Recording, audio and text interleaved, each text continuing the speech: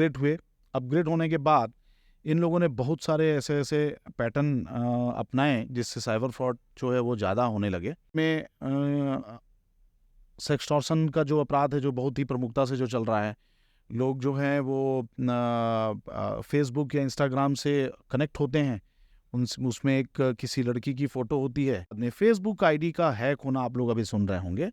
Mostly Facebook ID का clone बनाकर, जिसमें बहुत सारे पब्लिक फिगर भी हैं, उनका क्लोन बनाकर आपसे ये कहते हैं कि मेरा दोस्त सीआरपीएफ में है और उसका ट्रांसफ़र रायपुर से श्रीनगर हो गया है, हरियाणा का मेवात, राजस्थान का भरतपुर, यूपी का मथुरा ये बॉर्डर लगते हैं पूरे मथुरा। जय हरियाणा। वेलकम टू वायु वॉइसेस पॉडकास्ट। आज के हमारे पॉडकास्ट में जो टॉपिक हम कवर करने जा रहे हैं वो काफ़ी ज़्यादा इंटरेस्टिंग होने वाला है आप सभी के लिए भी।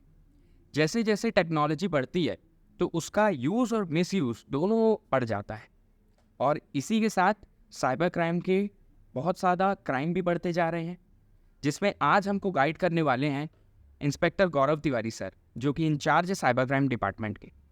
तो मैं चाहूँगा कि आप लोग इस पॉडकास्ट को पूरा देखें और अवेयर भी हों, क्योंकि आपका अवेयर होना बहुत ज़्यादा ज़रूरी है। And also we would like to thank the DMW owner Mr. Pradeep Maheshwari ji for providing us this amazing venue for creating and shooting our podcast. So our special thanks to the Most Wanted restaurant and its staff also. Thanks a lot. And don't forget to subscribe our channel and press the bell icon. You can also follow us on Instagram and Facebook. So this is Gaurav Tiwari sir on YU Voices podcast. Enjoy the podcast.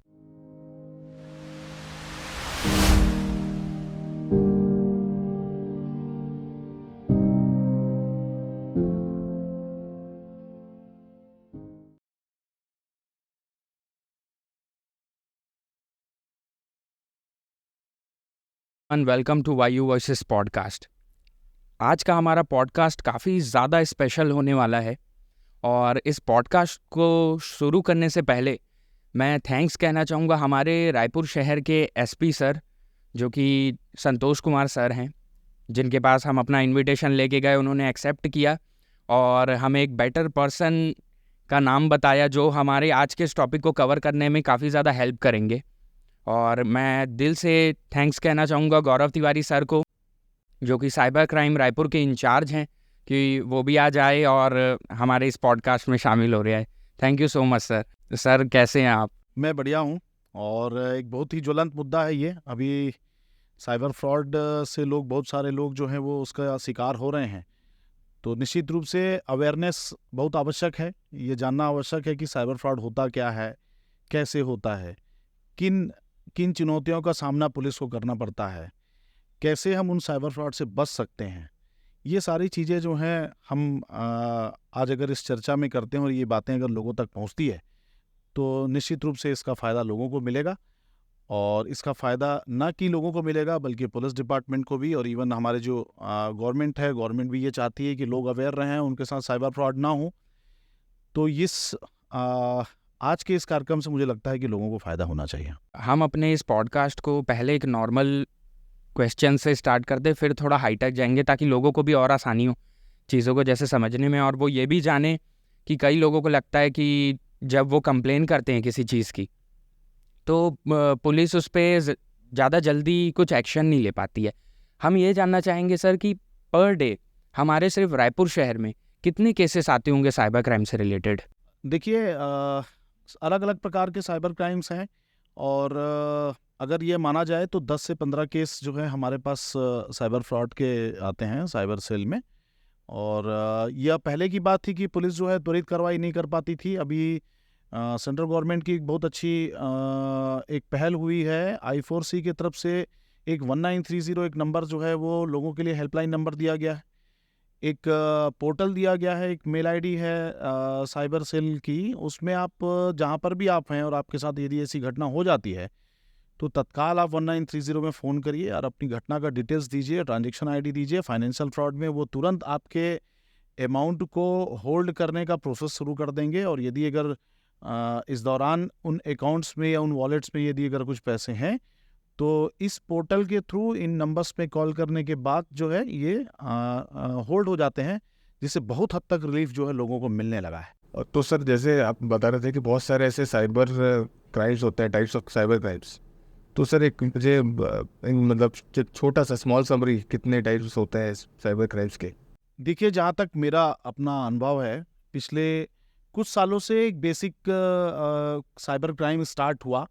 कुछ लोग phone करके telephonic contact करके कहते थे कि आपका ATM का जो की वैलिडिटी ख़त्म होने वाली है, आपकी जो लिमिट है वो ख़त्म होने वाली है। ऐसा बोल के उनके कार्ड की डिटेल्स वो ले लेते थे, मीन्स कि 16 डिजिट का जो नंबर होता है वो, सीवीवी नंबर, उसके अलावा जो ओटीपी इम्पॉर्टेंट, वो ले लेते थे और उसके बाद फिर वो उसका वॉलेट बना के उसका ट्रांजैक्शन कर लेते थे। ये बहुत पुरानी बात है। और इसके बाद ये, और अब जैसे कि अभी वर्तमान में देखिए कि आपको एक गूगल कस्टमर केयर फ्रॉड जो है, अगर आपको सुनने में आएगा, लोग को किसी साइट पे जाना है, उनके साथ कोई प्रॉब्लम हुई है, उसको रिजॉल्व करना है, तो इस स्थिति में वो गूगल से कस्टमर केयर का नंबर निकालते हैं और उस पे दिए गए टेलीफोनिक नंबर पे वो कांटेक्ट करते हैं। और कांटेक्ट करने के बाद सामने वाला जो अपना नंबर फीड करके रखा है वो फ्रॉडस्टर होता है, और वो फ्रॉड करके उनको एक लिंक भेज के या एक एनीडेस्क जैसा ऐप डाउनलोड करा के उनके पैसे जो है वो अकाउंट से निकाल लेता है। यह एक चलता गया। अभी वर्तमान आप देखेंगे कि जब वो आता है, जब आपके पास फ्रेंड रिक्वेस्ट, तो आपका कोई म्यूचुअल फ्रेंड उसमें नहीं होता है, केवल एक लड़की की फ़ोटो होती है और उसमें उसके अलावा उसकी कोई भी डिटेल नहीं होती। आप उसका फ्रेंड रिक्वेस्ट जैसे ही उसको एक्सेप्ट करते हैं, एक्सेप्ट करने के बाद वो लड़की तुरंत ही आपसे ऐसे बात करने लगती है जैसे वो आपको पहले से जानती है, और ठीक 1-2 घंटे बाद ही वो एक ऑरा बनाती है जिससे वो कहती है कि हम इसमें न्यूड चैट करते हैं। नहीं, आपके साथ मैं तो बोलता हूँ कि बहुत सारे लोगों के साथ हो चुका है। कुछ लोग अवेयर हैं, कुछ लोग जो हैं इसमें डर जाते हैं, क्योंकि ओके जी हैं। वो सिक्सटॉर्शन के नहीं आता। मैं नेक्स्ट उसमें आ रहा हूँ। वो एक अलग पैटर्न है, ये अलग पैटर्न है। जो मैं अभी जो आपको बता रहा हूँ सेक्सटॉर्शन का अलग है। उसमें आपको न्यूड चैट वीडियो कॉल करने के लिए वो आपको प्रोवोक करती है। वीडियो कॉल को स्क्रीन रिकॉर्ड कर लिया जाता है, जिसमें एक तरफ आपका चेहरा होता है और दूसरी तरफ एक रिकॉर्डेड वीडियो चलता है।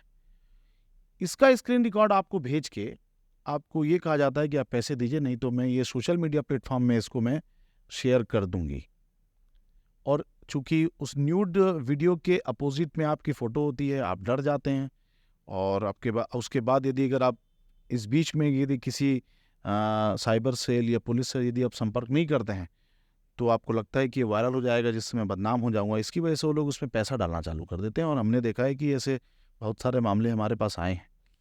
तो ये डरने की बात नहीं होती है। ये लोग जो इस प्रकार के ऐसे केसेस में बहुत आवश्यक है कि एक तो आप अननोन व्यक्ति के साथ जुड़े नहीं।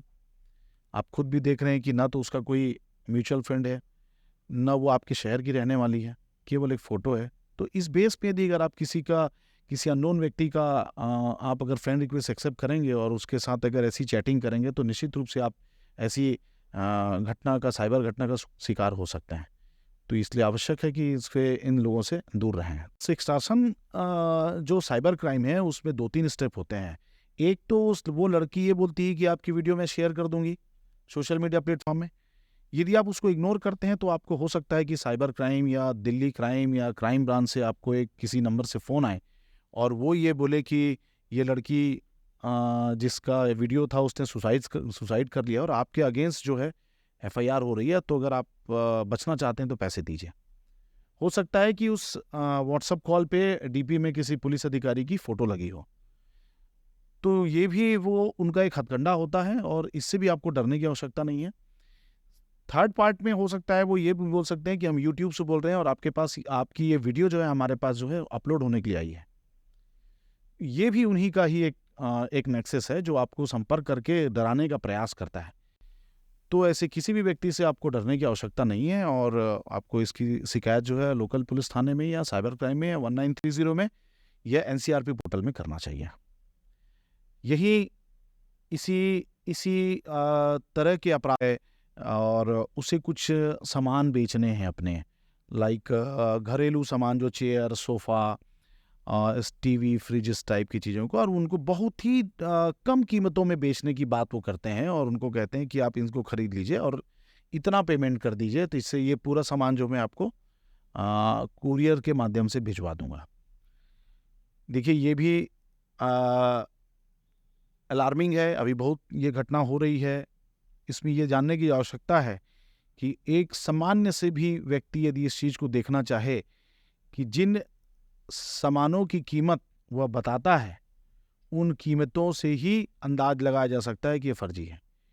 कोई भी 5 लाख के सामान को आपको 50,000 या 1 लाख में नहीं देगा, किन्हीं भी परिस्थितियों में नहीं देगा। उसको आपको ऑनलाइन बेचने की आवश्यकता ही नहीं है।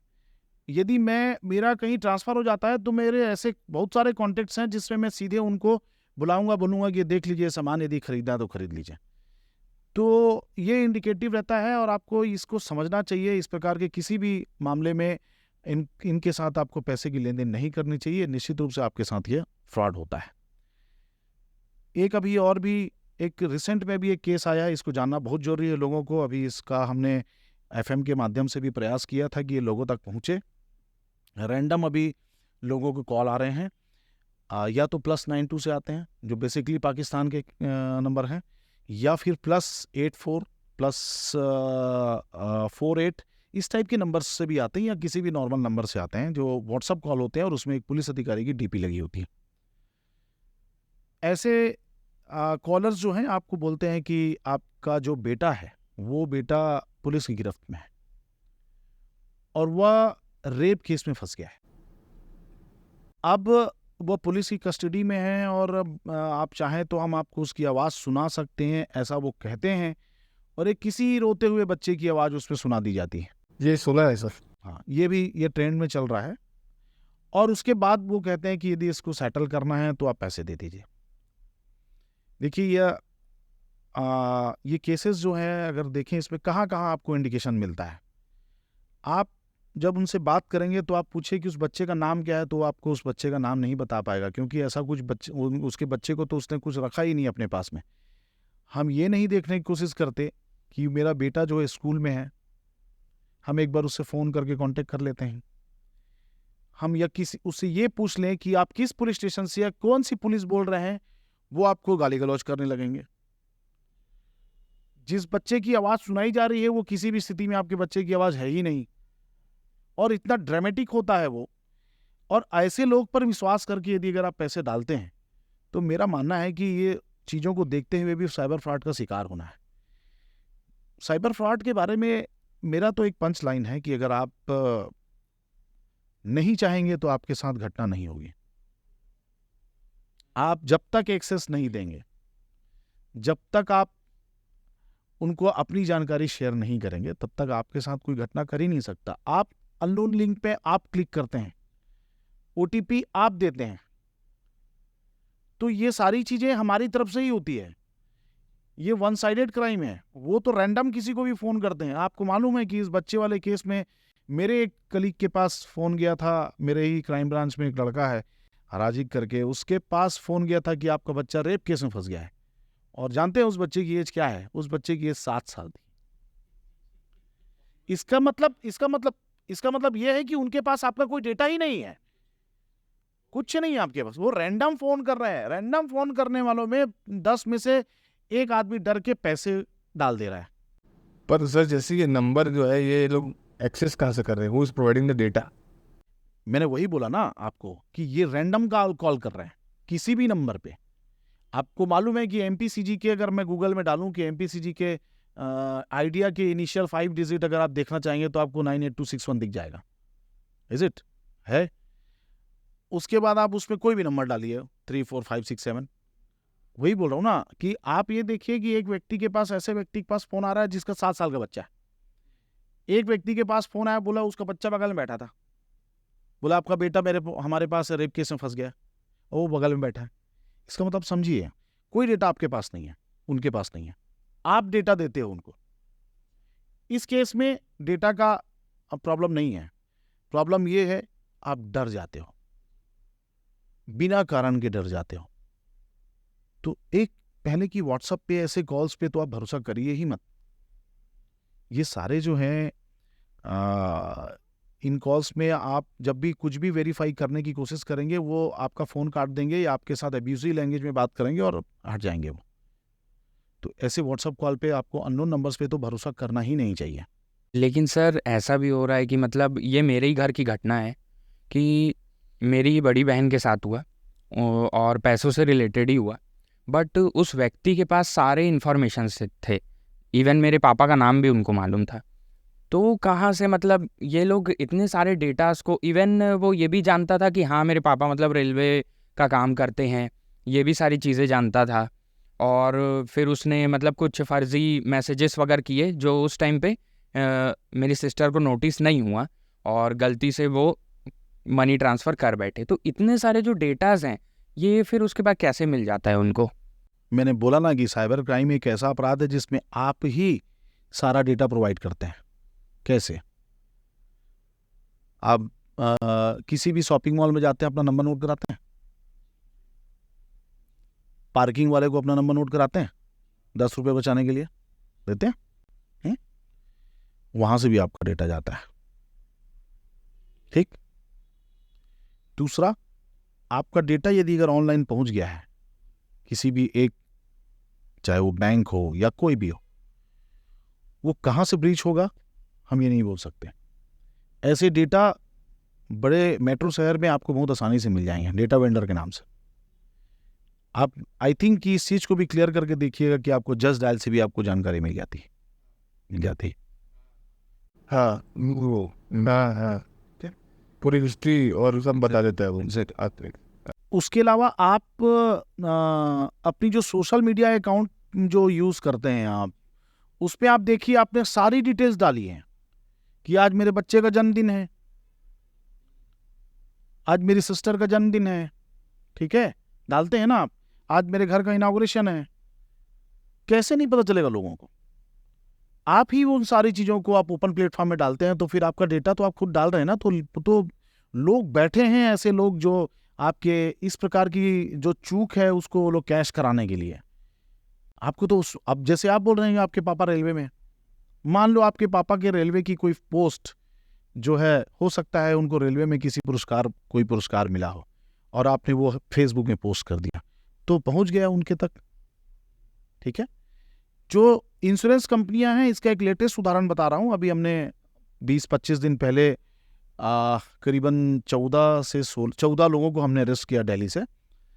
तो उन लोगों ने इंश्योरेंस फ्रॉड वो करते थे और उनके पास इतना डेटा था कि मैं आपको क्या बताऊं।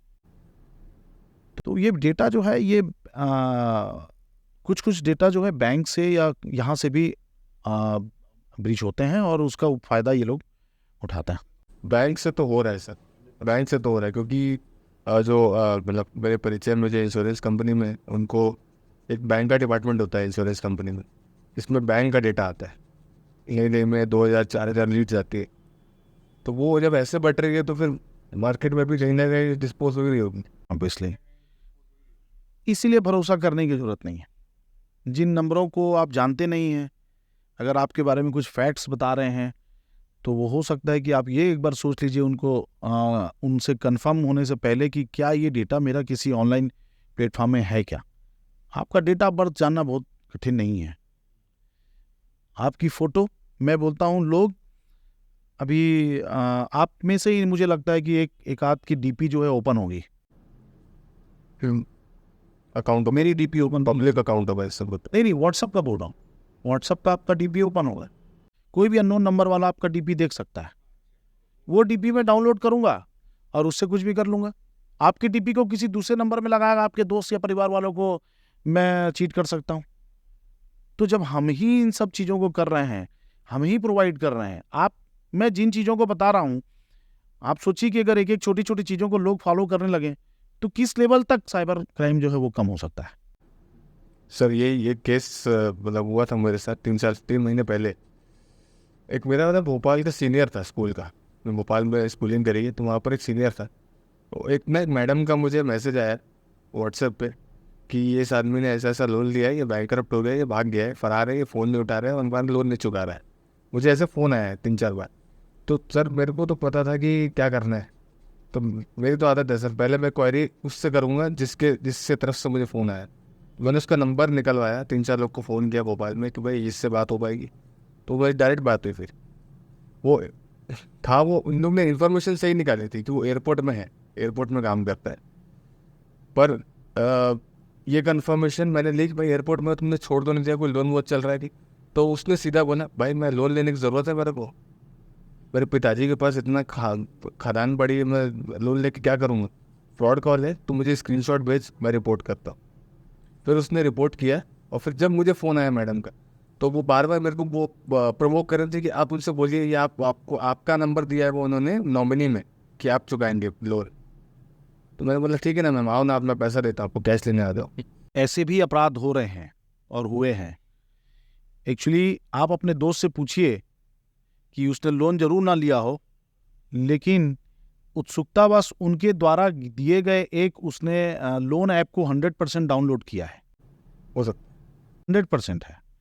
जब उस एपीके लिंक को जब आप क्लिक करेंगे और उस ऐप को डाउनलोड करेंगे, जिसको थर्ड पार्टी ऐप बोलते हैं, तो वो ऐप आपसे एक्सेस मांगता है आपके कॉन्टेक्ट्स का और आपकी गैलरी का। मोस्टली गूगल में भी या प्ले स्टोर में या इसमें भी जाते हैं तो मांगता है ना, सेम वैसे ही उस थर्ड पार्टी ऐप में भी मांगा जाता है।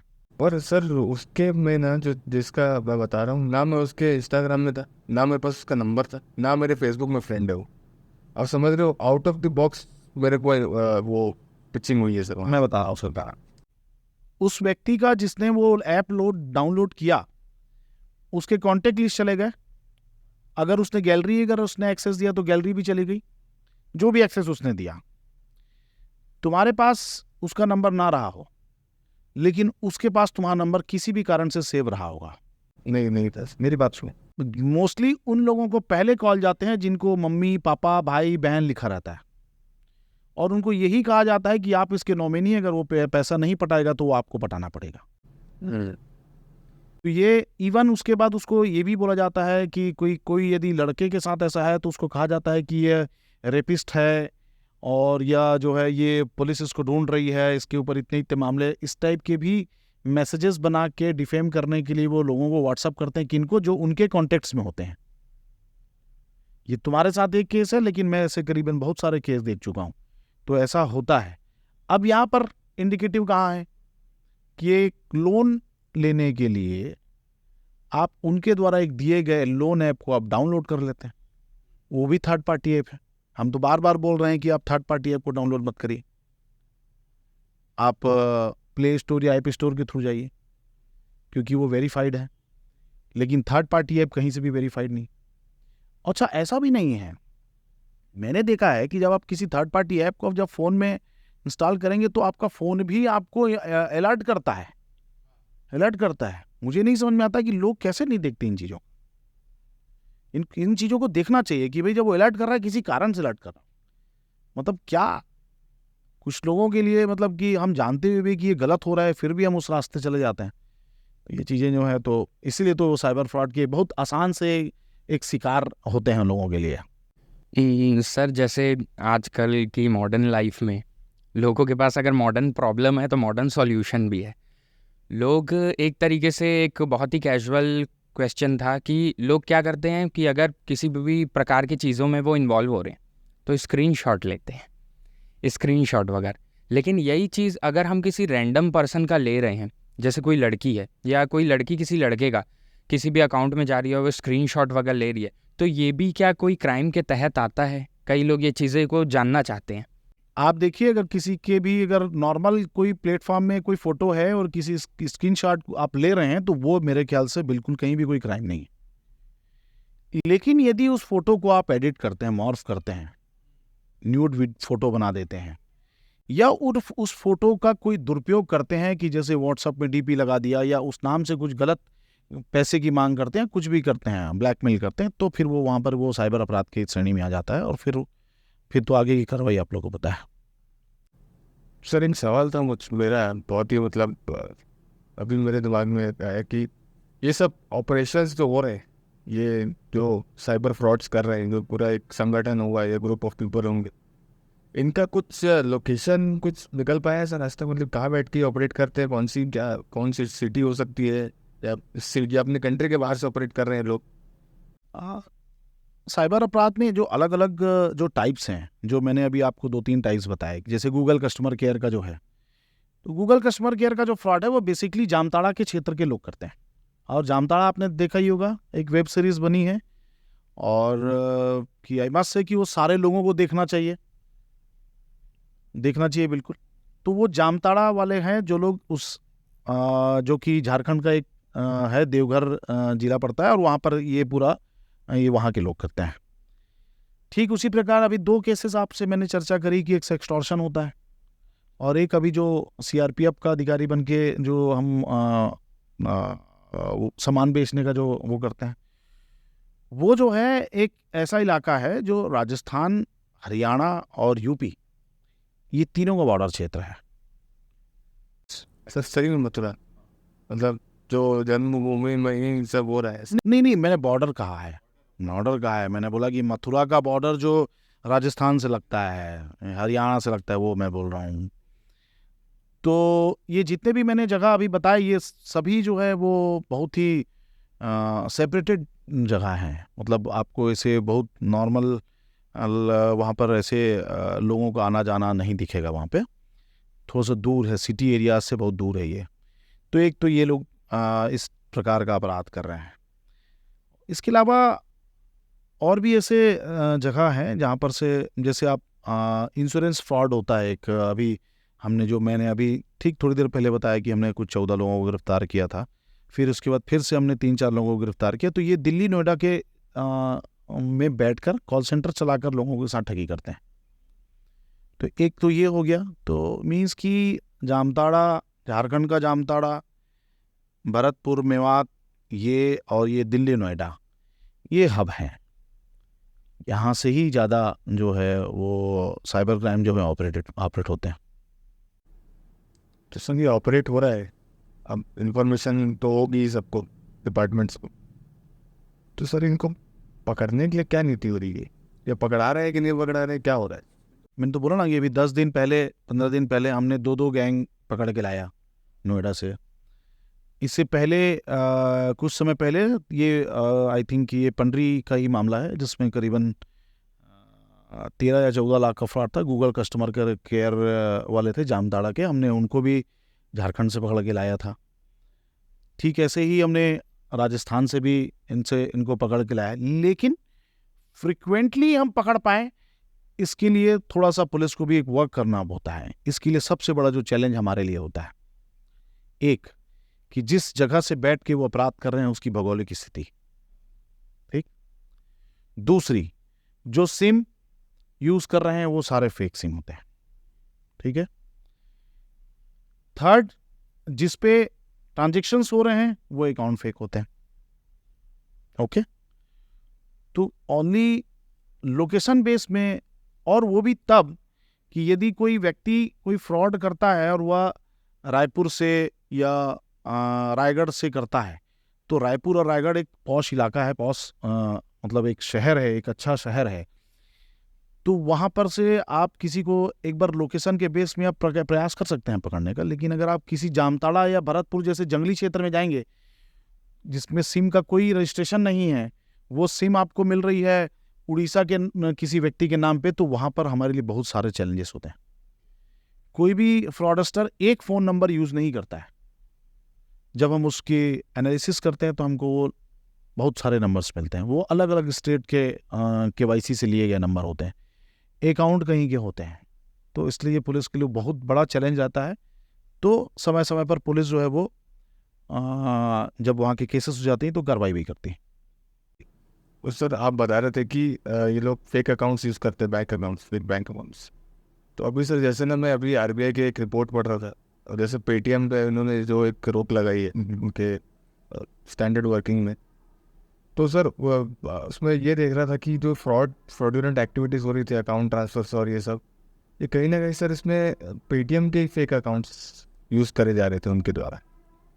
केवल पेटीएम ही नहीं, बहुत सारे एक बैंक के अकाउंट्स और वॉलेट हैं जिसमें जो फ्रॉडस्टर हैं वो अपने अकाउंट क्रिएट किए हुए हैं। आजकल एक KYC भी शायद होने लगी है ना।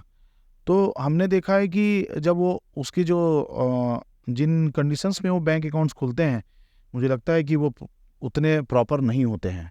हमें जब हम उनकी डिटेल्स मांगते हैं तो हमको बहुत ही नॉर्मल और सुपरफिशियल डिटेल्स मिलती हैं, जिससे कारण पुलिस को तकलीफ होती है। हमने बार बार बैंकों को भी और सभी लोगों को हमने कहा कि आप जो है उसमें जो बैंक अकाउंट्स खोलने की जो प्रक्रिया है वो उसको प्रॉपर रखें, ताकि जब यदि किसी बैंक अकाउंट की संलिप्तता पाई जाती है तो उसके संबंध में हमें पर्याप्त जानकारी मिल जाए, जिससे हम आगे कार्रवाई कर सकें। तो ये चीज़ें अभी प्रोसेस में हैं। इन चीज़ों को बैंकिंग सेक्टर से सुधारा जाना बहुत आवश्यक है। सर एक ये भी चीज़ ज़्यादातर होती है लोगों के साथ कि साइबर बुलिंग का भी होता है। जैसे कोई एक अकाउंट, जैसे आपने पहले भी बताया, अकाउंट बनते हैं, फिर वो डिमांड करते हैं कुछ न्यूड्स वगैरह के या सारे जो भी उनका रहता है उन सब चीज़ों के लिए वो डिमांड करते हैं। बट सर ये मतलब उनको पता होना चाहिए ना कि आपकी निगरानी में सारी चीज़ें हैं, पुलिस सारी चीज़ें देख रही है। तो अगर वो पकड़ाते हैं या जो भी है विक्टिम है जो वो कर रहा है, सारे प्रोसेस कर रहा है, और आप लोगों तक जैसे ही डिटेल उनकी पहुंचती है, तो आप लोगों का क्या एक्शन रहता है और किस तरीके का उनको दंड मिल सकता है अगर वो पकड़ाते हैं तो? देखिए, इसमें बड़ा स्पष्ट है कि साइबर अपराधों को कमी लाने के लिए ही हमारी गवर्नमेंट ने एक नया एक्ट लाया, IT एक्ट का। ठीक है, नॉर्मल जो IPC की धाराओं के साथ साथ लगते हैं, जिसमें अलग अलग प्रकार के हैं। जैसे कि कोई ऐसा न्यूड वीडियो अगर कोई शेयर कर देता है तो उसमें 67A, कोई चाइल्ड पोर्नोग्राफी के लिए यदि अगर मान लो कुछ करता है तो 67B, किसी की ID यदि कोई चोरी कर लेता है तो 67C, 67D, और ऐसे बहुत सारे जो IT एक्ट हैं जिसका भी किया गया, और उसको आजकल सभी मामलों में अप्लाई भी किया जाता है। चूँकि इनमें अभी जो सज़ा का जो प्रावधान है वो 5 सालों का है जी। और सबसे अच्छी बात होती है कि डिजिटल प्लेटफॉर्म में यदि अगर आप अपराध करते हैं तो सारे फुटप्रिंट वहाँ पर होते हैं। आप फिजिकल अपराध में तो मैं नहीं बोलता, लेकिन डिजिटल अपराध में तो आपके फुटप्रिंट होते हैं। आपने कौन सा हैंडसेट यूज़ किया, किस नेटवर्क को यूज़ किया, तो वो चीज़ें उसमें होती हैं, तो जिसके बेस में कन्विक्शन जो है होने के चांसेस ज़्यादा रहते हैं। तो सरकार की तरफ से, स्टेट गवर्नमेंट और सेंट्रल गवर्नमेंट की तरफ से, मतलब मुझे लगता है कि साइबर अपराध को कम करने के लिए लगातार बहुत सारे स्टेप्स जो हैं वो लेती रही हैं। आप अभी देख लीजिए, एक चक्षु पोर्टल आया है, NCRP पोर्टल भी अभी आया हुआ है। इसके अलावा और भी बहुत सारे पोर्टल, CEIR एक पोर्टल आया हुआ है कि यदि आपका फ़ोन चोरी हो जाता है तो आप घर बैठे उसको आप रिपोर्ट कर सकते हैं। मतलब इतनी सारी जो मतलब आप ऐप है जो आम लोगों के लिए, उनकी सुविधाओं के लिए जो दी जा रही हैं, केवल अवेयरनेस ज़रूरी है। आपको ये जानना ज़रूरी है कि CEIR है क्या, या जो गवर्नमेंट आप तक पहुंचाना चाह रही है आप उसको स्किप मत करिए, अब देखिए उसको। हम रील्स देखते हैं, मैक्सिमम टाइम में हम रील्स देखते रहते हैं। आप देखिए, ऐसा नहीं है कि रील्स में भी कुछ कुछ ऐसे सीखने वाली चीज़ें जो है रहती हैं, इन्फॉर्मेटिव चीज़ें रहती हैं, आप उसको देखिए। आप क्या करते हैं, उसको स्किप कर देते हैं। पुलिस का ये मानना है, सरकार का ये मानना है कि आप किसी अपराध के से आपके साथ कोई अपराध घटित हो जाए, उसके बाद सुधरने का से पहले आप पहले से ही अवेयर हो कि उस अपराध के आप उस अपराध के वो ना हो ना, आपके साथ अपराध ना हो, ये इम्पोर्टेंट है। ऐसा प्रयास पुलिस का हमेशा रहता है। हम समय समय पे, हमारा फेसबुक देखिए रायपुर पुलिस का, इंस्टाग्राम देखिए, हम लगातार लोगों को अवेयर करते रहते हैं, टेम्पलेट से, वीडियो से, कि देखिए आप इस प्रकार के अपराध अभी हो रहे हैं, अवेयर हो जाइए, अवेयर हो जाइए। एक अपराध मैं आपको बता रहा हूँ, ये अगर पहुँचता है लोगों तक तो बहुत जरूरी है।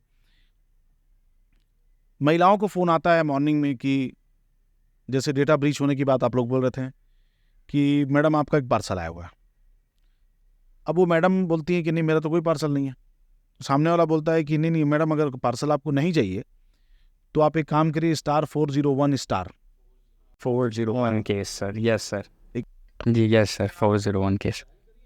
इस पे आप डायल करिए और एक नंबर उस पे डाल के टेक्स्ट मैसेज कर दीजिए।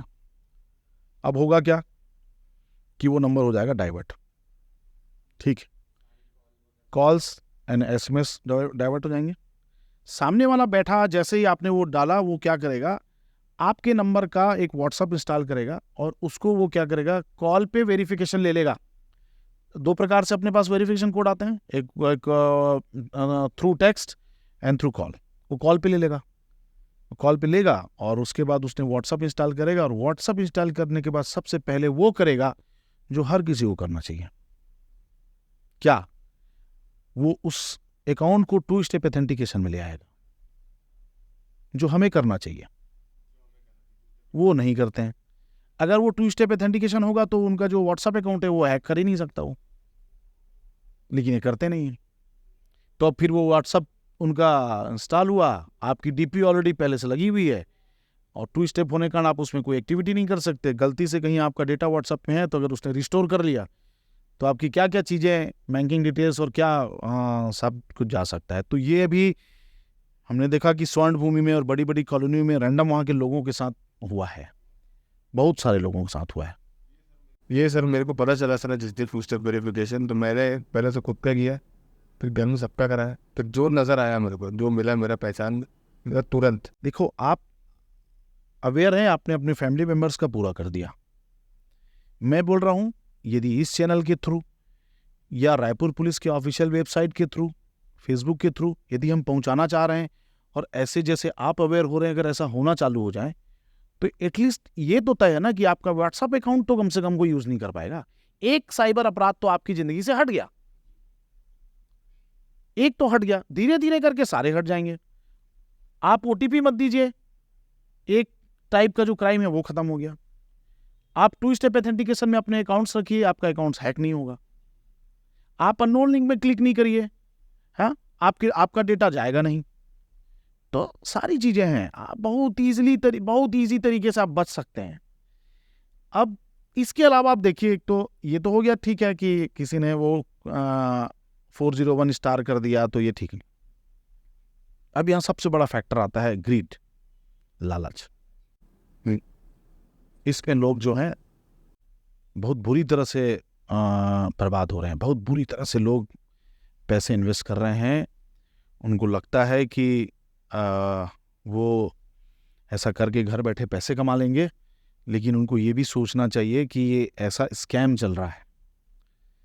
अभी एक आप देखिए, टेलीग्राम में या शेयर मार्केट के नाम पर टेलीग्राम में आपको ये कहा जाता है कि आपको घर बैठे यदि पैसे कमाने हैं तो आपको केवल रिव्यू देने के नाम पर आपको 150 और 100 रुपये एक रिव्यू में मिलेंगे, और शुरुआत में आपको पैसे दिए भी जाते हैं 150 और 100 रुपये, और लोग पे दे रहे हैं, और शुरुआत में आपको पैसे दिए भी जाते हैं। हाँ, वही बता रहा हूँ सर, शुरुआत में ये लोग ऑफर करते हैं कि आप घर बैठे बैठे महीने के 7-8 रुपये कमा सकते हैं, और बोलते हैं कि शुरुआत में अभी मैं आपको 200 रुपये एडवांस दे रही हूँ, ये आपको भरोसा दिलाने के लिए कि हम लोग ट्रस्टेड है। बिल्कुल। तो सर मैं तो तुरंत काट देता हूँ सर। तो पॉकेट में कोई 200 रुपये क्यों देगा? यस एग्जैक्टली, एक तो फोकट में कोई देगा क्यों। दूसरा, आप किस पे भरोसा कर रहे हो, इंपॉर्टेंट है ना। आप तो जानते ही नहीं सामने वाले को, आप तो जानते ही नहीं। आप केवल WhatsApp पे और टेलीग्राम पे जाके उनका एक जो ऑरा बनाया गया है, वो जो आपको दिखाना चाहते हैं वो आप देख रहे हैं। उस पर ग्रुप बना हुआ है कि उस ग्रुप में बहुत सारे लोग दिख रहे हैं, कुछ लोग बोल रहे हैं कि मेरा पैसा मुझे मिल गया, मैंने इतना पैसा कमा लिया। अरे यार, आप सोचो एक बार कि वो आपको केवल आपको एक भ्रम में डाल रहे हैं। वो उन्हीं के लोग हैं जो ऐसा लिख रहे हैं। और टेलीग्राम में लाइक एंड शेयर या शेयर के नाम पे जो पैसे इन्वेस्ट हो रहे हैं, निश्चित रूप से अगर आप उसको सही तरीके से वेरीफाई नहीं करते हैं, आपके साथ 100% घटना होगी, आप साइबर फ्रॉड के शिकार होंगे, और बड़ा बड़ा अमाउंट। इन जो अपराध मैंने बताया आपको, उसमें तो अमाउंट थोड़े छोटे रहते हैं, इसमें टेलीग्राम के शेयर और इसमें लाइक एंड शेयर वाले उसमें तो आप मान के चलिए कि 20-20, 25-25, 50-50 लाख तक लोग डाल चुके हैं। वो मैं वही बताता हूँ सर आपको केस ना, मतलब कुछ लोग जो है ना थोड़े से, मैं तो कहूँगा थोड़े से क्या पूरे बेवकूफ़। नहीं मैं आपको बताता हूँ क्यों क्यों ऐसा। सर मैं ना पहले वो बिजनेस कंसल्टेंसी करता था, फ्रेंचाइज कंसल्टिंग, अभी भी करता हूँ, पर पहले जॉब थी उसमें। तो सर हमारे पास ना ब्रांड्स आते थे, हमारे पास ही था कंट्रोल, मतलब हम लोग की डीलिंग्स ऑलरेडी बैठी हुई थी, ऑनेस्ट डीलिंग्स थी ऑन पेपर।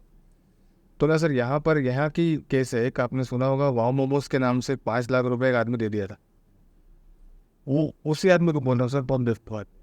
तो क्या हुआ था सर कि मेरे पास ना 4 लोग आए थे वाओ मोमोज के लिए कि वाओ मोमोज मेरी बात चल रही है, आप करवा सकते हो क्या कुछ। तो लिटरली सर गूगल में सर्च करो ना वाओ मोमोज, तो दिखाता था ऑथेंटिक वेबसाइट और सब आदमी सब एकदम ताज़ा था। तो सर हमारा तो क्लियर था कि हमको तो पता था वाओ मोमोज नहीं देता है, खुद खोलता है। और जो उसका सर को फाउंडर है सागर दिरानी जी, उनका कॉन्टैक्ट नंबर, ईमेल आईडी सब मेरे पास, मेरी बात होती है उनसे। तो सर मैंने उनको फ़ोन भी किया और मेल भी किया कि सर मुझे एक प्रूफ चाहिए, प्रूफ कि आप नहीं ऑफ़र करते हो, मुझे प्रॉपर एक पूरा डेटा भेजो आप। और उन्होंने उसी रात को ट्वीट किया है अपने ट्विटर पे, वो डेट भी मैं आपको बता सकता हूँ, उसी रात उन्होंने ट्वीट किया है जैसे मैंने उनको इन्फॉर्म किया है कि ऐसी ऐसी बात है। उसके बाद भी एक आदमी 25,000 को दे के आया है और दूसरा 5 लाख। हमने अभी ये भी केस सॉल्व किया है। अभी जैसे वाओ मोमोज का जो आप बोल रहे हैं ना, ये हमने किया था उसका डोमिनोज का वेबसाइट दिलाने के नाम पे। हमने 3 लोगों को अरेस्ट किया था इसमें। ये बेसिकली नवादा और नालंदा पटना के पास एक जगह है, वहाँ के लोग ही हैं जो वहाँ का इस प्रकार का अपराध करते हैं। और ये वाओ मोमोज वाली घटना भी मुझे पता है, हमने इस पर भी काम किया है और आगे चल के हम लोग इस पर भी टीम भेजेंगे अभी। उसमें भी आप देखिए कि वो वेबसाइट में अगर जब जाएंगे ना तो आपको दिख जाएगा कि वो फिशिंग वेबसाइट है। आप थोड़ा ध्यान से देखेंगे तो आपको चीज़ें समझ में आ जाएगी। आपने उस जो एक आपको फॉर्म जो भरने को कहा गया है, सबमिट करने को कहा गया है, उस फॉर्म में जितनी डिटेल्स आप डाल रहे हैं वो डिटेल्स उसके पास चली गई हैं ऑलरेडी। उसी डिटेल्स को आपके साथ कैश करता है वो। फिर आपको लगता है कि नहीं मेरे सारा कुछ सही जा रहा है, फिर वो पैसा भरते जाते हैं कि प्रोसेसिंग फीस इतना है, इसका GST इतना है, ठीक है। तो किसी एक ने तो 25 लाख रुपए दे दिए, किसी एक ने 25 लाख रुपए दे दिए। तो वो तो हमने उसमें पकड़ के लाया 2-3 लोगों को, और अभी हम फिर उस केस में भी टीम भेजेंगे भी। तो मैंने बताया ना कि आपको इंडिकेट होता ही है। केस के नाम से 80 लाख रुपये दे दिए मैडम ने। कहाँ पर? पोलर में बहुत कॉमन है। जबकि देती नहीं है सर, इनको क्लियर नहीं है सर कि big brands does not offer franchisee, they open their own store. ये पता ही नहीं है। नहीं दिन मिल जाएगा क्या भैया, मिल जाएगा क्या करते रहते हैं सब। मेरा ये कहना है ना कि आप अवेयर नहीं हैं तब तक के कि जब आप कोई चीज़ को सर्च कर रहे हैं, किसी से पूछ लीजिए ना इन चीज़ों में। और पैसे मांगने के जो स्टेप्स होते हैं ना, जब कोई व्यक्ति 1, 2, 3, 4, 5, 6, 7 बार जब आपको लगातार पैसे ही मांगता जा रहा है तो आपको तो समझना चाहिए कहीं ना कहीं कुछ ना कुछ गड़बड़ है। तो ये चीज़ें हैं। मुझे लगता है कि जब वो बोलते हैं ना चिड़िया चुग गई खेत, उसके बाद अलर्ट होते हैं। तो मेरा ये मानना है कि आप पहले ही अलर्ट हो जाओ ना।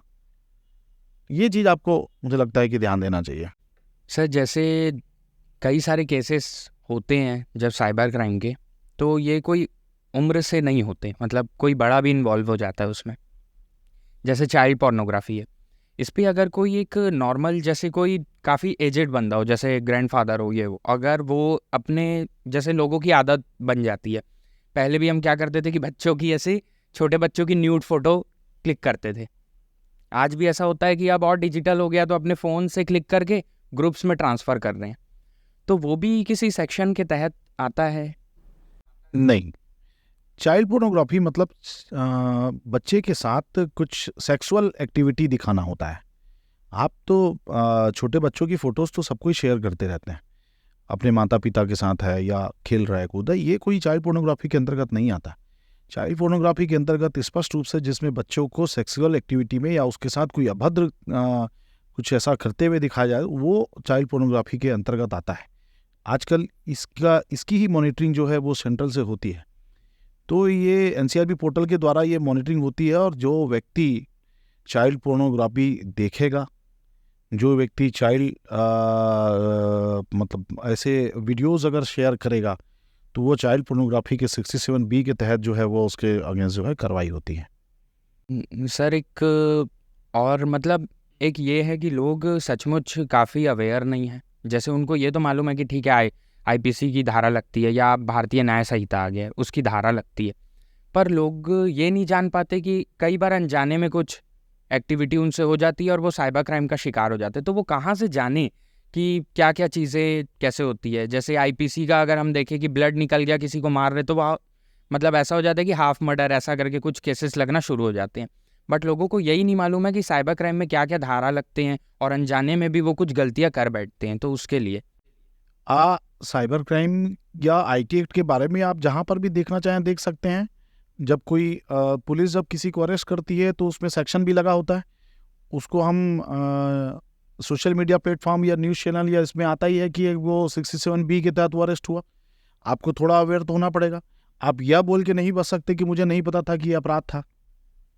मैं ये किसी का अगर मैं किसी को मर्डर कर दूं और मैं ये बोल दूं कि भाई मुझे तो नहीं पता था कि ये अपराध है, तो ये तो आपके बचने का कोई कदम हुआ ही नहीं कि आपके तरफ से माना ही नहीं जाएगा। तो इसके लिए आपको अवेयर रहना पड़ेगा। आपको न्यूज़ चैनल में देखिए, आप बहुत सारे ऐसे प्लेटफॉर्म हैं जहां आप जान सकते हैं। आप यूट्यूब में देख लीजिए और इसके अलावा जो पुलिस की जो ऑफिशियल वेबसाइट हैं उस पर जाके आप कनेक्ट हो जाइए। तो ये सारी जानकारी आपको मतलब ना केवल आईटी एक्ट बल्कि कैसे ट्रेंड्स में अभी साइबर अपराध हो रहे हैं या और क्या क्या एक्टिविटीज़ पुलिस कर रही है, चाहे वो ट्रैफिक के लिए हो। रायपुर पुलिस ट्रैफिक के लिए भी बहुत सारे अवेयरनेस प्रोग्राम करते रहती है कि आप हेलमेट लगाइए, बहुत सारे वीडियोस और वो सब डालते रहती हैं। तो सारी चीज़ें जो हैं आपको रायपुर पुलिस के एक प्लेटफॉर्म में आप देख सकते हैं। सर एक मेरा क्वेश्चन अभी ये था कि डुप्लीकेसी ऑफ फिजिकल प्रोडक्ट, मतलब जो भी हो रहा है, जैसे आप फॉर एग्जांपल एक हम ब्रांड वाटर का कोई ब्रांड उठा लेते हैं, उस ब्रांड का डुप्लीकेट बना करके वो मार्केट में चल रहा है खुलेआम, और उसकी भनक लग रही है कि नहीं लग रही है हमारे पुलिस डिपार्टमेंट को। जैसे सर हल्दीराम्स के ना कुछ प्रोडक्ट्स हैं जो अभी डुप्लीकेट में यहाँ पर अपने ही शहर में काफ़ी जगह बिक रहे हैं, और कुछ वाटर बॉटल्स हैं नॉन वेल नोन ब्रांड्स की डुप्लीकेट बॉटल्स प्रिंट आउट होकर के उनका जो भी रहता है डिस्क्रिप्शन, वो सब एज इट इज़ कॉपी करके डुप्लीकेट होकर के मार्केट में सेल कर रहे हैं सब अपने रेट पे। देखिए, इसके संबंध में कॉपीराइट की कार्रवाई बीच बीच में होती रही है। अभी कुछ दिन पहले ही गोल बाजार थाने में हुई हैं। उससे पहले भी अलग अलग थानों में ये कॉपीराइट की कार्रवाई हुई। चूँकि ये साइबर क्राइम से अलग हटके सब्जेक्ट है, बट इस मामले में जहाँ पर भी जब भी शिकायत होती है और कोई प्रूफ होता है तो जो है पुलिस इस पर कार्रवाई करती है। और इसमें कभी कभी बाहर की टीमें जो इस कंपनी से जो लीगल जो रहती हैं वो भी अपना इन्वेस्टिगेशन करके पुलिस के साथ एक कंबाइन ऑपरेशन करती है, जिसमें बहुत सारी कार्रवाई हुई है। कटोरा तालाब में और ये देवेंद्र नगर में और गोल बाजार क्षेत्र में बहुत सारी कॉपीराइट की कार्रवाई हुई है और होती भी रहती हैं वहाँ। सर जैसे बहुत सारे केसेस होते हैं और लोग क्या है, लोगों के पास डार्क वेब का भी एक्सेस रहता है। तो क्या हमारे भी सिस्टम में ऐसा है कि हमारे पास भी ऐसा कुछ है कि हम उनको मॉनिटर कर सकते हैं, भले ही वो डार्क वेब में क्यों ना हो? नहीं, हम डार्क वेब में चूँकि हम भी उस पर काम करते हैं, लेकिन उसको मॉनिटरिंग करना सरल नहीं है ना। हम जो ओपन सरफेस में जो चीज़ें रहती हैं हम वो भी करते हैं, लेकिन अगर डार्क वेब से रिलेटेड हमारे पास कई बार ऐसा डेटा आता है हमारे एनालिसिस में, तब हम उस लाइन पे जाके उसका जो डिटेल्स लेने की कोशिश करते हैं। बट आप उस पर रह के किसी को मॉनिटरिंग कर लें ये तो थोड़ा सा टफ है, और इसके लिए फ़िलहाल अभी तो मैं कुछ बता नहीं पाऊँगा इसमें। सर ये जैसे क्या हो रहा है कि जितने भी ये जो साइबर फ्रॉडस्टर्स हैं, ये लोग अपने आप को सर इतना अपग्रेड कैसे रखते हैं? मतलब कोई चीज़ लॉन्च होती नहीं कि इनके पास उसका तोड़ पहले पहुंच जाता है। फॉर एग्जांपल जैसे टेलीग्राम आया, टेलीग्राम से फ्रॉड करना चालू कर दी। कुछ नई चीज़ आती है, लोग उसका एकदम तुरंत कैसे यूज़ कर लेते हैं, यूटिलाइज कैसे, व्हाट इज़ मतलब हो क्या रहा है। और इसको सर इसमें हमारा जो साइबर सेल है या साइबर डिपार्टमेंट है, ये उनके लेवल के आसपास है या ये लोग एक कदम आगे चल रहे हैं अपने से? देखिए, इसका बहुत साधारण से उदाहरण बता रहा हूँ जो लोग यदि अगर मेरे इतना जो मेरा एक कहना चाहिए जो स्टेटमेंट हो अगर सुन ले तो उनको समझ में आएगा। कि जैसे कि जब भी आज के समय में जब कोई अच्छा त्यौहार आता है, दीपावली का त्यौहार आया, तो लोग क्या तैयारियां करते हैं बताइए? कपड़े खरीदते हैं, ज्वेलरी, घर की साफ सफाई, ये वो सारी चीजें। पॉलिशिंग होगी, बताइए भाई। और सर सबसे ज्यादा तो लोग आजकल जो भी करते हैं उसे अपने सोशल मीडिया पे डालते हैं। ठीक, ये हो गया। अब आप देखिए साइबर क्रिमिनल्स क्या करते हैं, ऐसे समय को देखते हैं कि जब कुछ बड़ा इवेंट होने वाला हो, वो पहले तैयारी करते हैं आपसे पहले। कैसे?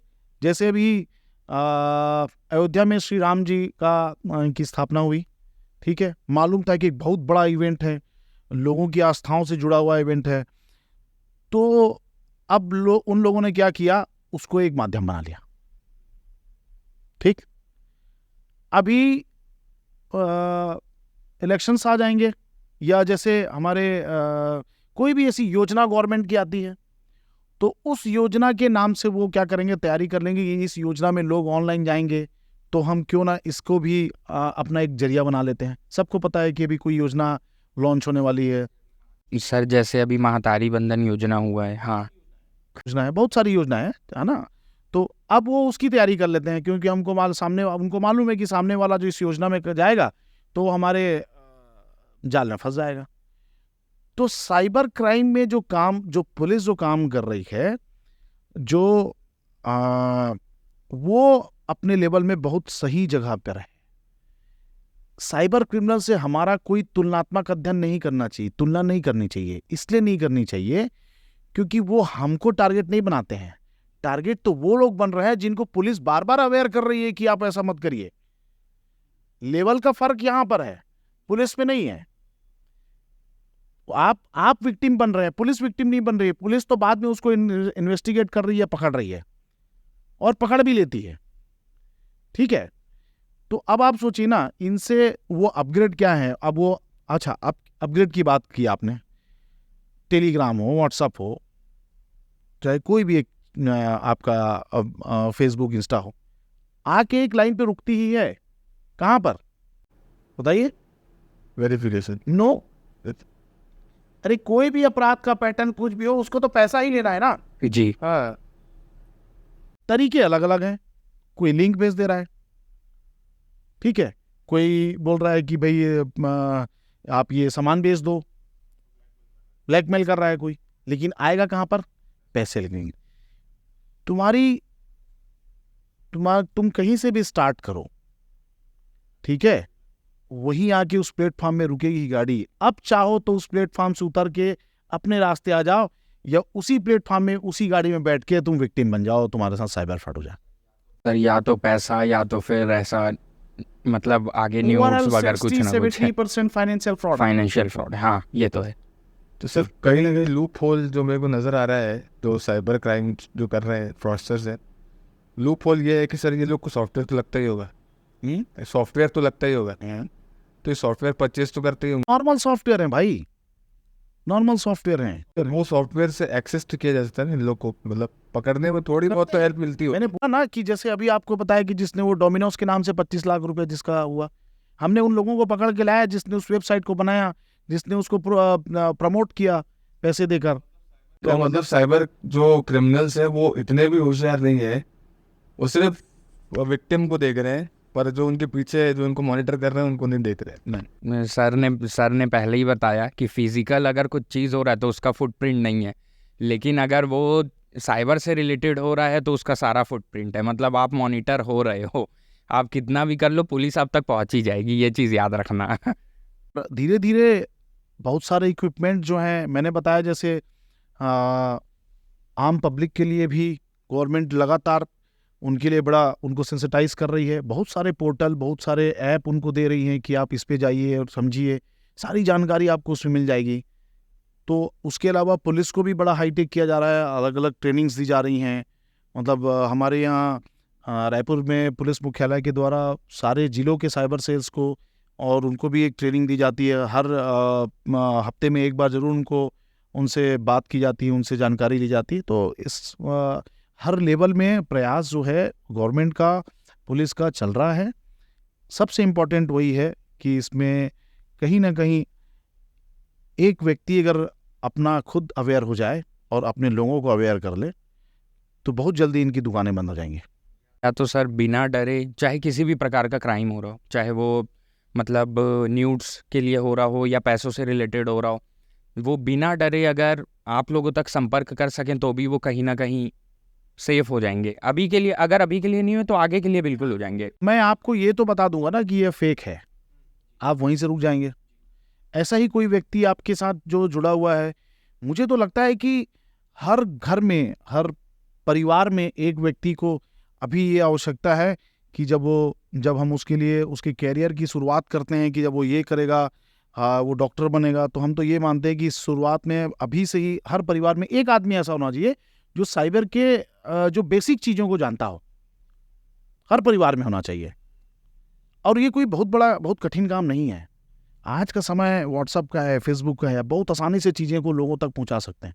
डिपेंड करता है कि आप किसको आप रीड कर रहे हो, किसको सीरियसली आप ले रहे हो कि ये चीज़ें क्या आपके लिए कितनी इम्पोर्टेंट है, ये आपके ऊपर डिपेंड करता है। फेसबुक के जो CEO है मार्क ज़करबर्ग, उनका वो देख रहा था सर कि वो कोर्ट में प्रेजेंट थे, और जहाँ तक कि कहा जाता है टिकटॉक, फेसबुक, इंस्टाग्राम और आपका टेलीग्राम, ये सब सर डेटा जो है ना ये कहीं ना कहीं लीक हो रहा है यहाँ से, इनके प्लेटफॉर्म से। तो साइबर यूनिट जो है, मतलब वो मैं नहीं कहूँगा कि national level, state level, world level, हर जगह की बात करूँगा, तो ये जो प्लेटफॉर्म्स हैं इनके ऊपर दबाव कि ये लोग डेटा ना एक्सेस करे या उसको ना आगे फॉरवर्ड करे, तो उसके लिए क्या दबाव बना रही है हमारी सरकार भी या साइबर यूनिट्स? ऐसा इस मामले में भी सेंट्रल गवर्नमेंट के द्वारा बहुत स्पष्ट निर्देश इनको दिए गए हैं कि यदि किसी भी व्यक्ति का अगर डेटा अगर ब्रीच होगा तो उनके ऊपर कड़ी से कड़ी कार्रवाई की जाएगी। IT एक्ट के तहत भी और भी जितने भी जो सुसंगत जो धाराएं हैं उनके अंतर्गत।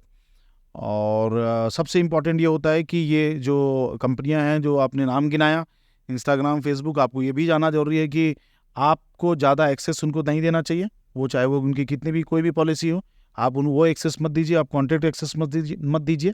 आप नहीं देंगे तो आपका कम से कम ये तो है कि आपके ऐसे अगर डेटा अगर कहीं गलती से किसी के हाथ चला भी जाए तो उस लेवल के आपके साथ साइबर फ्रॉड ना हो जो दूसरों के साथ होता है। तो सर कुछ कई बार ऐसे होता है कि फेसबुक, मतलब सोशल मीडिया प्लेटफॉर्म्स पे की वजह से आजकल के यूथ जनरेशन सुसाइड्स और ऐसी एक्टिविटीज़ में इंडल्ज हो जाते हैं, तो उसके लिए सर ब्लेम किस करेंगे अपन, या उसके पीछे किसको, who is the main culprit behind all this? Social media platform को पकड़ा जाए या फिर रिस्पॉन्सिबल कौन है? नहीं, देखिए ये सोशल मीडिया को जब बनाया गया तो इसलिए बनाया गया कि मैं अपने किसी दूर के दोस्त के साथ जिससे मैं 10 सालों से मिला नहीं हूँ, स्कूल के बाद वो अपनी जॉब अलग करने लगा, मैं अपनी अलग जॉब अलग करने लगा, आपस में मिलने के लिए।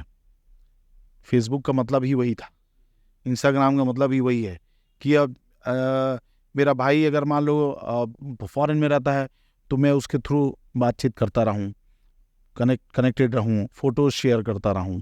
ठीक, अगर किसी घर के फंक्शन में नहीं आ पाया तो मैं शादी की फ़ोटोज़ या बर्थडे की फ़ोटोज़ को शेयर करता हूँ। इसको आप दूसरे तरीके से आप लेने लग गए। आपका उद्देश्य अच्छे उद्देश्यों के साथ ही शुरू किया गया इसको, लेकिन उसका उद्देश्य लोग गलत तरीके से ले रहे हैं, उसको मिसयूज़ कर रहे हैं। मतलब एक उससे डिप्रेस भी हो जा रहे हैं, स्ट्रेसफुल फील कर जा रहे हैं दूसरे को देख के, कह रही वो यहाँ घूम रहे हैं, आई एम डिप्रेस्ड। इसके लिए सोशल मीडिया एक लाइफ का एक मात्र 5 या 10 मिनट का एक वो होना चाहिए। ठीक है, आप पूरा 24 घंटा अगर आप सोशल मीडिया में घुस जाएंगे तो आपके दिमाग में तो हावी होगा। अगर आम युवाओं के अगर फ़ोन का स्क्रीन टाइम देखें तो वो आज के डेट में तो इंस्टाग्राम जितना चल रहा है तो वो 8-8 घंटे चलाते हैं सर। एग्जैक्टली है। तो ये आप सोशल मीडिया को कैसे आप ब्लेम करेंगे? यूएन ही तो कर रही है सर, सब पे चढ़ रही है। यूनाइटेड नेशंस, यूएन जो है, और वो उस एजेंसी की बात कर रहे हैं। हाँ, क्योंकि टिकटॉक का CEO बैठा, मार्क ज़करबर्ग बैठा, सबको वो ये बोल रहे थे कि आप लोग कैसे हो रहा है। मार्क ज़करबर्ग ने वही जवाब दिया जो आपने दिया जी, मैंने तो प्लेटफॉर्म इस उद्देश्य से बनाया था, पर लोग ही अलग गाड़ी पकड़ रहे हैं तो उसमें मेरी गलती नहीं। बट कहीं ना कहीं sir to control the all the aspects, जो एस्पेक्ट्स इसमें डले हुए हैं उसको कंट्रोल तो किया जा सकता है कि नहीं किया जा सकता? कोई खेल खेलते हैं आप? हाँ सर, खेल से 24 घंटा खेलते हैं? फिर कोई खेल खेल के कोई किसी गेम में जाके, मैं फिजिकल गेम बोल रहा हूँ, आउटडोर गेम में जाके वो लगातार खेलता है, लगातार खेलता है, 24 घंटे खेलता है, सोता नहीं है, कुछ नहीं करता, उसको इतना पैशन हो गया है कि अगर हार जा रहा है तो उसको ऐसा लगता है कि नहीं मालूम मेरे साथ क्या हो गया। तो यही तो है ना, आप लगातार, आपके पास लाइफ में एग्जाम, आपको पढ़ना भी है, कैरियर भी है, आप खेलो, हर चीज़ का समय निर्धारित है। सोशल मीडिया का भी समय निर्धारित करो। आप अगर डूबोगे उसमें तो आपको ले डूबेगा, ठीक है? तो इसलिए जरूरी है कि हर चीज़ का समय निर्धारित होना चाहिए। आप इसके लिए आप सोशल मीडिया को बैन नहीं, मतलब आप ब्लेम नहीं कर सकते, मेरा ऐसा मानना है। हाँ सर वो तो मतलब एक अलग ही बात है कि अगर हम, क्योंकि अगर हम चाहें तो उस चीज़ को रोक भी सकते हैं, हम ज़्यादा यूज़ भी नहीं कर सकते उसको। वो हमारी ही गलती है कि हम बहुत ज़्यादा उस पर डूबते जा रहे हैं। घर वालों को भी, माता पिता को भी इस चीज़ को देखना जरूरी है कि कितना वो मोबाइल पे वो कर रहा है, तो ये चीज़ों को भी देखना जरूरी है। और अब हम पॉडकास्ट को ऐसे एंड करते हुए भी जा रहे हैं, और लेकिन सर मैं लास्ट में सिर्फ ये पूछना चाहूँगा कि कोई एक ऐसा कोई केस आया हो जो सर मतलब पुलिस को भी लगा हो और थोड़ा मतलब ऐसा अनएक्सपेक्टेड हुआ हो, कुछ बड़ा सर, कुछ बड़ा, जो लोगों को इंस्पायर भी करे, लोगों को पता भी पड़े और लोगों को ये भी बताए कि हाँ। सबसे खतरनाक एकदम बढ़िया वाला केस बता दो। रायपुर मतलब पुलिस के द्वारा तो ऐसे बहुत सारी घटना, मतलब बहुत सारे अपराध को डिटेक्ट किया गया है, और चूंकि साइबर फ्रॉड में एक मैं अपना ही एग्जांपल बता रहा हूँ कि एक जो सेक्सटॉर्शन वाला जो गैंग होता है उसमें से एक व्यक्ति को, एक लड़के को हमने अरेस्ट किया था, एग्जैक्टली मुझे नाम याद नहीं है, और वो मैं इस समय दुर्ग में पोस्टेड था, और जब हम लोगों ने उसमें एनालिसिस किया, फिर एक टीम ने जाके उसको पकड़ा वहाँ पर। जब हमने उसको पकड़ा और उसका जब डेटा एनालिसिस किया तो उसके खिलाफ करीबन 900 कंप्लेंट थे, 900 कंप्लेंट सेक्सटॉर्शन के, और जिसमें एग्जैक्टली मुझे याद नहीं है, जिसमें 88 FIRs थे पूरे देश भर में। और इम्पॉर्टेंट ये था कि उस लड़के को पकड़ने के लिए जो मेरी टीम थी, जो मेरा एक बैचमेट ही, मेरा एक दोस्त ही गया था उसमें, वो लगभग 15 दिन तक के गांव के बाहर वो लोग बैठे रहे, क्योंकि गांव के अंदर से उन लोगों को पकड़ पाना सरल नहीं था। तो लकीली जब वो टीम बाहर बैठी रही है, फिर एक हमें ऐसा लगा कि उसका मूवमेंट हो रहा है, तो मूवमेंट के बाद हम लोगों ने उनको उसके पीछे दौड़ाया, फिर उसको दौड़ा के एक जगह से हमने, अच्छा हुआ कि वो गांव से बाहर निकल गया था, फिर हमने उसको वहाँ अरेस्ट किया था। तो उसको जब हमने पकड़ा तो बड़ा ही नोटोरियस अपराधी था, और इस मामले में इम्पॉर्टेंट ये था कि वहाँ पर भी उसने सेक्सटॉर्शन का एक अपराध किया था, लेकिन उस लड़के ने सुसाइड कर लिया था। जो विक्टिम था वो एक 23 साल का लड़का था और उसने सुसाइड कर लिया था। इसको हम लोगों ने बहुत मुश्किल से, मतलब कहना चाहिए कि हर एंगल में काम करते बड़ी मुश्किल से उसको पकड़ा था, और आई थिंक आज भी वो जेल में है अभी तक वो। तो सर कोई ऐसा एक नेशनल या इंटरनेशनल क्राइम जो आज तक सबसे बड़ा रिपोर्ट किया गया हो, या मतलब या नहीं, मतलब वर्ल्ड लेवल पे या कोई नेशनल लेवल पे ऐसा क्राइम आप बता सकते हो? क्या आपको पता होगा सर उसमें थोड़ा बहुत तो। मेरा ऐसा मानना है कि मैं चूँकि बहुत सारे लोगों से जुड़ा हुआ हूँ जो अलग अलग स्टेट के वो हैं, तो मैं पढ़ता रहता हूँ। तो उसमें अभी जो टेलीग्राम वाले, देखिए, एक तो एक आतंकवाद से संबंधित अपराध होता है, साइबर अटैक और ये वो सब चीज़, तो वो तो आप देखे ही होंगे कि वो हुआ है। जैसे बीच में एक बहुत बड़ा हॉस्पिटल है दिल्ली में, उसका पूरा सिस्टम हैंग हो गया था, पूरा डेटा जो है उसको वो कर दिया गया था, इनक्रिप्ट कर दिया गया था। वो एक वायरस के थ्रू हुआ था। मुझे आगे का इन्वेस्टिगेशन जो है उसमें, जो मैं बहुत फॉलोअप तो नहीं ले पाया, बट उसमें वो पूरा डेटा जो है उसको इनक्रिप्ट कर लिया था पूरा।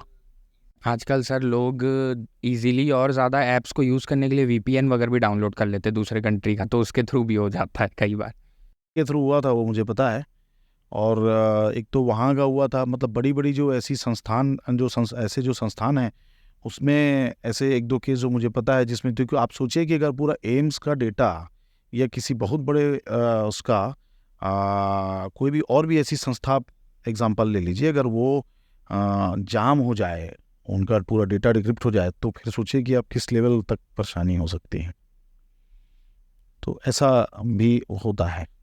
Thank you so much sir, इतनी सारी बातें हमको भी बताने के लिए और हमारे व्यूअर्स को भी बताने के लिए। हम आशा करेंगे सर कि दोबारा जब कभी भी हम आपको बुलाएं तब आप हमारे इस प्लेटफॉर्म पे आएँ दोबारा इस पॉडकास्ट में और लोगों को अवेयर करें। आप लोगों का भी ये समझना बहुत ज़्यादा ज़रूरी है कि आप ही वो लोग हैं जो डेटा प्रोवाइड करते हैं दूसरे लोगों को, और आप किसी और को ब्लेम नहीं कर सकते उस चीज़ के लिए। हर एक चीज़ अपने साथ हम स्कूल में भी पढ़ते आ रहे थे कि एडवांटेजेस और डिसएडवांटेजेस दोनों लेकर आती है। वो आपको डिसाइड करना है कि आप किस तरीके से उसको लेके चलोगे। फिलहाल के लिए हम यहाँ पर इस पॉडकास्ट को रोकते हैं, लेकिन हम इतना भी कहेंगे कि अगर आप लोगों के साथ ऐसा कुछ भी चीज़ हो रही है तो पुलिस आपका 100% साथ देगी, अगर आप तुरंत जाके हेल्प मांगोगे या कभी भी मांगोगे तो भी, और वो हमेशा आपको बेटर गाइड करेंगे। तो अगर कुछ भी ऐसा होता है तो या तो आप ऑनलाइन पोर्टल्स के थ्रू भी अपने केस को रजिस्टर करें, या तो फिर आप फिजिकली जाकर भी रजिस्टर कर सकते हैं। और सारे वेबसाइट्स और ये नंबर्स के लिंक जो है हमारे बायो में हम नीचे डाल देंगे, उसको आप एक्सेस कर सकते हैं और अपने आसपास के जितने भी आप पहचान के लोग हैं उनको आप ये शेयर करें, because this will create an awareness to all this people you are sharing with. और रायपुर के लोगों के लिए खासकर हम ऑफिस का एड्रेस भी डाल देंगे आप लोगों के लिए, कि आप लोगों को ज़्यादा दिक्कत ना हो, और आप लोग जाके अगर किसी भी प्रकार की आपको परेशानी हो रही है साइबर से रिलेटेड, तो आप लोग जाके हमारे रायपुर पुलिस से उनका सहयोग ले सकते हैं और बिल्कुल वो आपको हेल्प करेंगे। Thank you so much sir कि आप आए और बहुत अच्छा लगा सर आपसे बात करके।